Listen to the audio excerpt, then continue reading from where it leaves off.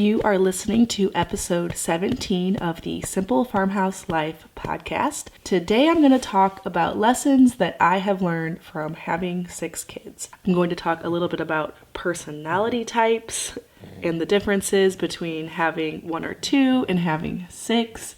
So let's dive in. My name is Lisa, mom of 6 and creator of the blog and YouTube channel Farmhouse on Boone. Join me as I share with you my love for creating a handmade home from scratch cooking and a little mom and entrepreneur life along the way. Now you'll have to excuse my voice. I came down with something, so I am definitely a little bit sick. That's just what happens when in the last podcast episode about fermented foods, I talk about how we stay well in the winter time. I swear anytime I go on and on about being not sick, that's when you get sick. I should learn my lesson by now.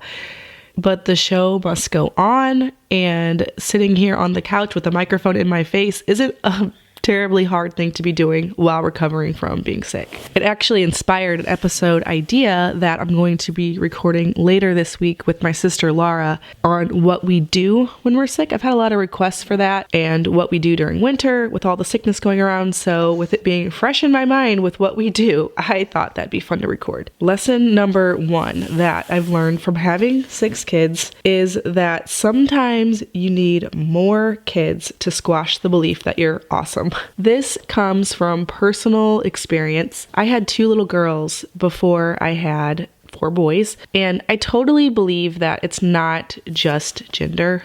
I know there's some boys who are really calm and easy, and there's some girls who are firecrackers, but my first daughter was the easiest kid. She potty trained before she was 2, super easy.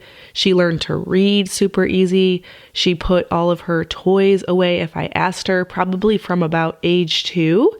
She listened. She's a total rule follower. To this day, I can tell her, go up to your room, clean it up. I don't really have to tell her a million times. She catches on to things really easily. She's just easy. My second child, she definitely has a little bit of a more rebellious spirit than my first. My first aims to please. She is a rule follower through and through. And my second had the crazy toddler years that most kids have. But by around age 3, you could sit her in her room and give her some crayons, and she wasn't going to be coloring all over the walls. You could just trust that she would be there coloring on paper like she's supposed to. So if I would have stopped at 2 children, I would still to this day pretty much think that it was all me and I am an awesome parent. But then I had my third. I want to preface this by saying that I think that my third child will do great things someday. He is full of ideas and full of energy, and if you get in his way when he has an idea, he does not even hear you. My husband thinks we actually need to get his physical hearing checked. I don't think that's the problem. I think he's so much in his own little world that you can't even reach him whenever he is excited about something. And I get it because I'm that way. I obsess over things and I get excited about a project and I am going for it.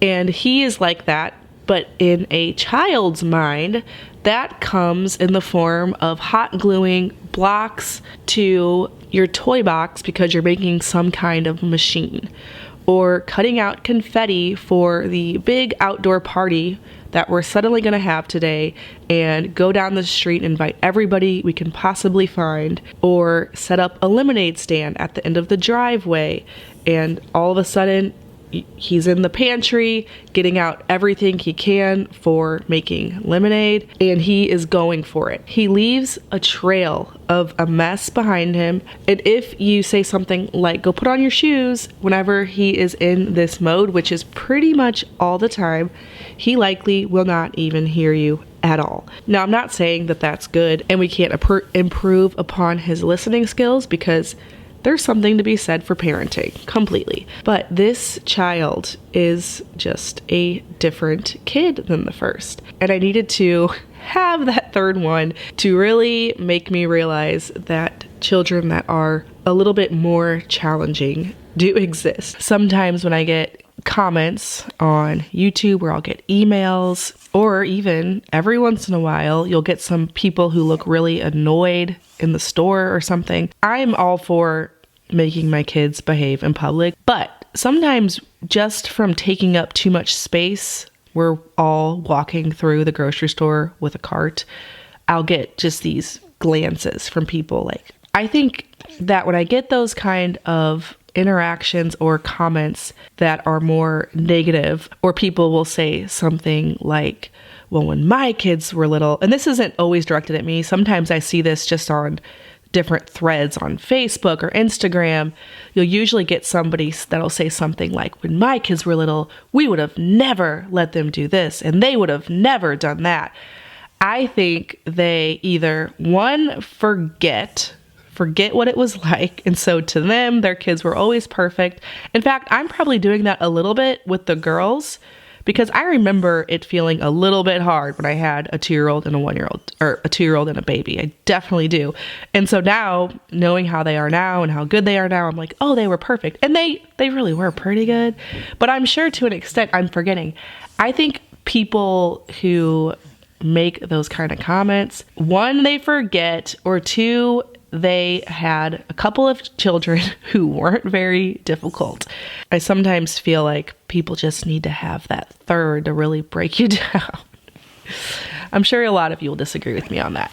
But that has been my experience, and maybe I'm the only one who needed to be brought down in thinking that I was kind of just really good at parenting. I'm the type of person who read all of the books when my daughter was a baby and when I was pregnant with her. That's a mistake, because in my very young mind, at the time when I was pregnant with my daughter, I was 22. I just thought I had the whole thing figured out. And yeah, when she was born, and it took a few years to really make it apparent that I was mistaken, and that kids will throw you for a loop with that, because it seems like even people I observe who are doing everything absolutely perfectly still have normal kids. Future Eli, if you're for any reason going back into the archives and listening to Mom's podcast from when you were a kid, I don't know if that's going to be a thing, but I do want to say that I totally think this will serve you very well, but you make stuff really hard. This leads me to the second thing that I've learned from having 6 kids, and that is personality types are a thing. I find it absolutely amazing to observe in my kids where their personalities came from, whether they would like to stay home and create art up in their room, or like my second born, Johanna, prefer a day out on the town. I can see where the traits that they have came from, down to the littlest things, how they process certain situations. Having 6 kids really has allowed me to observe just how different people are wired. They all grow up in the same house with the same parents, but end up so different.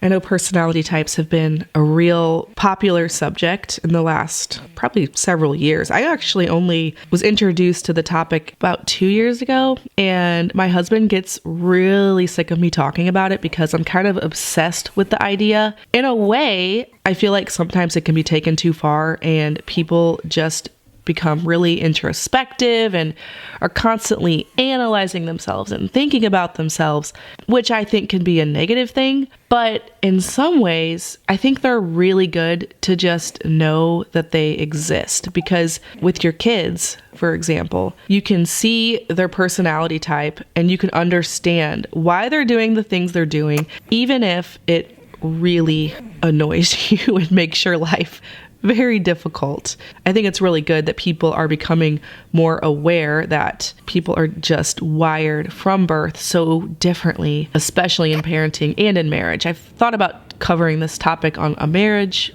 episode because I feel like I have a lot to say about personality types in marriage, but then I also feel like I'm not a marriage expert. I'm not a parenting expert either.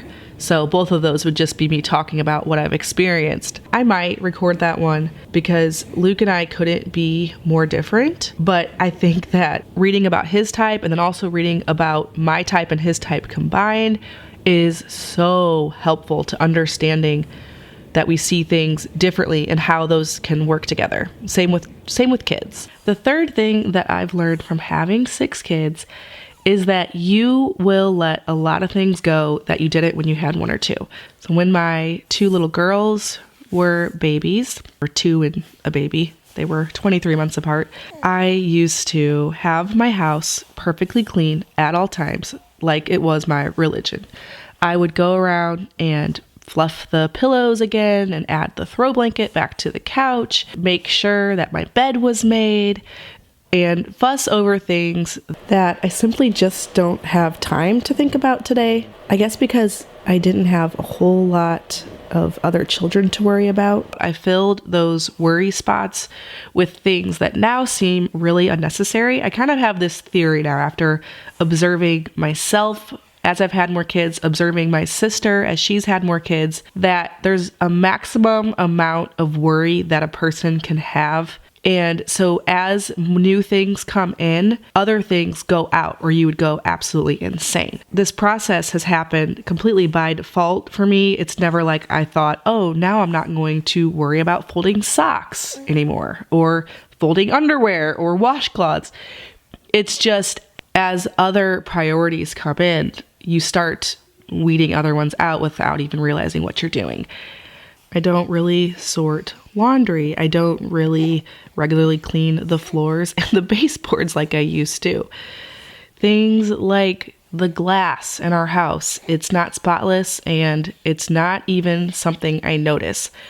And the funny thing is back when I had 1 or 2, I would have said to you, oh, I'm just like this. I'm a neat freak. I have to have everything perfect. And I know that personality types, like the core personality type of a person, doesn't really change. But obviously some things kind of do, because I couldn't really care less about the house being perfectly spotless anymore. It has been kicked down so many notches out of that little proverbial limited space that I was talking about earlier, that it's not even something my brain registers as being a problem. Now, every once in a while, I'll go through the house, clean it all up, make it pretty, maybe for like a home tour on YouTube or something. It's fun. I enjoy looking at it like that. But then when the kids go in and dump out the blocks, I'm not mad, and it's just going to stay like that because they're going to dump out the blocks again. I remember when I was a young mother, I thought it was almost like holy to go around and clean up all of the toys at the end of the night before I would go to bed. And now I'm like, why would I even think about doing that? They're just going to dump them out again tomorrow. I'm not saying that the house is gross. I'm just saying that I am not going to walk back over to the couch and properly place the quilt and the pillows 10 times a day. I'm not even going to do it once a day, because the second I do it, my 2-year-old comes in here and pulls the quilt off of it. Now, I'll put it on the couch like it's supposed to go. I have this mental thought of how all the pillows and the chairs and everything in the living room are supposed to go, so that if I want to fix up the living room, I can do that. If we're having guests over, or if I want to take a photo. I'm sure some of you are probably cringing and can't imagine not caring about picking up your house, because I get it. I was totally in that mind frame when I was a younger mom. But once there's just a few more things to worry about, you just can't even register it. I have, over the last several years, by complete necessity, just simplified our stuff, the chores, the meals, everything. So there are just so many little things that I find myself letting go. And that's okay. The fourth thing that I've learned from having 6 kids is that things aren't going to be perfect. I guess this probably goes a lot with the third, about letting things go. But if you have 6 kids, you're not going to show up on Easter Sunday in Easter dresses. Yeah, this is actually just going to completely merge with the third. It's the same thing. That's going to be something that you let go. Your family isn't going to look perfect. In fact, I'm not even going to think about Easter Sunday and what we're wearing until Saturday because it's just not a thing that will even cross my mind. I kind of operate in this just before I need to worry about something mentality, I think about it. I usually try not to dwell on things too long or waste too much mental energy before it's just the right time. I'm kind of a procrastinator in that way. So, for example, I have a book signing coming up and I know that I'm going to be talking about my book, but I'm not going to worry about that until the day. Now, I have a few thoughts in mind, but I'm not going to sit down and like make an outline because I usually do my best work when I'm more last minute about things. But I do remember we had Easter dresses. In fact, I was sewing those Easter dresses already here in February. I had already gone and picked out all of the fabrics and I was working on them. Probably until the third or fourth kid even, I was making matching Easter ensembles. Some people are interested enough in that they might keep doing that even after having a lot of kids. I've actually seen some families on Instagram who always look really put together even though they have a lot of kids, but that's just probably because that's one of their top interests. So there are things that I devote more mental energy to that they probably don't. So I'm not saying you're going to just let everything go, but there will be certain things that will rise to the top that consume mental energy, but there will also be a lot of things that are let go. The fifth thing that I've learned from having 6 kids is that siblings do just fight. Now, I know some of you might disagree with me. I know there are some people who swear that their kids don't fight, and I've heard them say, well, it's because we tell them, this is your sister and you are to love her. We say all of those things too, but when you have so many different personality types under one roof all the time, there will be fighting. I guess this isn't really a lesson I necessarily even learned from having 6 kids because I remember doing it as a kid. In fact, my sister Laura, who I talk about all the time because we are best friends, we get together, even though we live an hour apart, at least 2 times a week for the day. So we are cool. We don't fight anymore. We fought into our teenage years. I mean, we pulled each other's hair, yelled at each other. You're just around somebody, I guess, just too much. And when somebody isn't exactly like you, you're going to run into that tension. And so, there's going to be some fighting with siblings. It actually really helps me that I remember that because I think I'd be worried.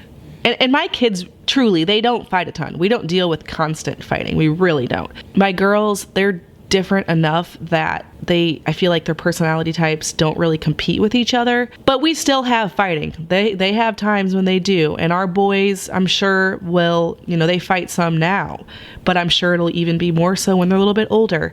And of course we have the little conversations with them and they know they shouldn't fight, but we're all humans living here. But it helps me that I remember that Laura and I fought so much because we're such great friends now that I'm really not that worried about it. I can let the fights happen without this overwhelming, we're ruining our kids type of thing. Don't think completely keeping conflict 100% away from your home is a practical expectation. And so to worry about it, because I know when I was a younger mom, I just worried constantly that I was doing things wrong. I really think reading all those parenting books kind of messed me up because I was convinced that there was a way I could make perfect children and I wasn't being successful at it, and I worried about that. I think it's important for kids to be raised in a loving environment where there are adults who care about them and are interested in them. I think that's going to have the biggest impact, but to have the goal of raising perfect humans is one that's going to be a big fail, and that goes back to the 4th thing I learned about things not being perfect. Your kids aren't going to be perfect either. And as a mom of 6, I've learned that that's okay. The 6th thing that I've learned from having 6 kids is that 1 pizza, 1 quiche, 1 9x13 dish of anything is not going to be enough. I'm sure that this will definitely keep going up. I imagine that if you have a family of 8 kids, or if you have 5 or 4 even, and they're all teenagers, you probably, if you're making my sourdough skillet, you're probably making it times 3. If you're making my pizza, you probably have 3 pizza stones preheating in the oven. I think I learned this lesson somewhere around 3 or 4. I was making still 1 pizza and we all ended the meal still hungry. And that's when I realized, oh, we are a double the whole recipe family at this point. I imagine that when they're older, I will be doing everything times 4, which also means that I'm making a lot of things that can be prepared in large batches. Something like a large pot of soup is a heck of a lot easier to serve to a crowd. The 7th thing I've learned from having 6 kids, and this one actually starts well before 6, probably somewhere around 3, is you get those comments, the awkward comments out in public. The do you know what causes that? Are these all yours? Are you a daycare? Strangers definitely feel the need to comment. And, really honestly, I get it. I find myself talking about these cliche things that people say, and then I catch myself doing it too, because you want to make small talk and you're looking for something. And, oh, you have a lot of kids. That's something to talk about. And so most people don't actually mean it in a rude way. And so I usually don't take any offense. Every once in a while, people will say something that might be meant a little bit more as a confrontation type thing. But I think for the most part, people are just making small talk. But people will think you're crazy if you have a lot of kids, and it's debatable on whether or not that's true. And they often will comment on it. All right, the 8th and final thing that I'm going to share for now that I've learned from having six kids is that some kind of schedule for the day is really necessary. Naturally, I am not a planner. I'm not a scheduler. So this is something that has been a little bit challenging for me to implement, but I find that when you have so many kids going in so many different directions, you can go crazy really quickly. For Luke and I, it's important to know what the expectations are for the day. So we'll have designated times. Right now, for example, I'm looking out the window. He's outside playing with the kids. And we know that there is going to be a nap time. There is always a quiet nap time where the kids are in their rooms. Micah's really the only one who sleeps. And then we have some plans for this afternoon, but we've talked about that at the beginning of the day. We have a loose schedule of how the days will go in general, but as you can imagine, with so many variables, with what videos and podcasts I need to shoot for the week and kind of what work hours I need, and with what's going on with homeschool and any outside obligations like gymnastics or swim lessons, things are always subject to change a little bit, and we'll usually talk about in the morning what we're going to do for the day and how the day is going to go. But we find that we have to have some kind of schedule and expectations to have the kids doing something. We cannot just be hanging out and 6 kids are going in 6 different directions. Now, of course, Daniel can't go anywhere, but he does add to the chaos a bit because, he's got to pretty much always be held, because if he's not, somebody's messing with him. So those are some of the things that I've learned over the last 11 years, 12 if you count the pregnancy, of being a mom and having 6 kids. I'm sure there's lots of things I forgot, but maybe I'll make a part 2 if I get to thinking of some of them. What would you add to this list if you are a mother of many? I know a lot of you out there have a lot more kids than me. In fact, I ran into somebody at the store who follows my channel, and she said that she has 12, which we just take each kid and the decision to have another one by one. And so at this point, I can never imagine myself having 12. I feel done at 6, but I think I said that last time. And I was discussing that with her there in line at the store. And she said, yep, same. I did the same thing. I can't imagine some of the logistics that might happen whenever you have such a large family. All right, well, thank you so much for listening to this episode of the Simple Farmhouse Life podcast. If you found this information interesting or helpful, be sure to leave a review. I jumped on yesterday and saw that there were 200 reviews, which blew me away. I had no idea that many of you took the time to go leave me a review. I really, really appreciate it. It helps my podcast so much, and so thank you. Thank you again for listening, and I'll see you in the next episode of the Simple Farmhouse Life podcast.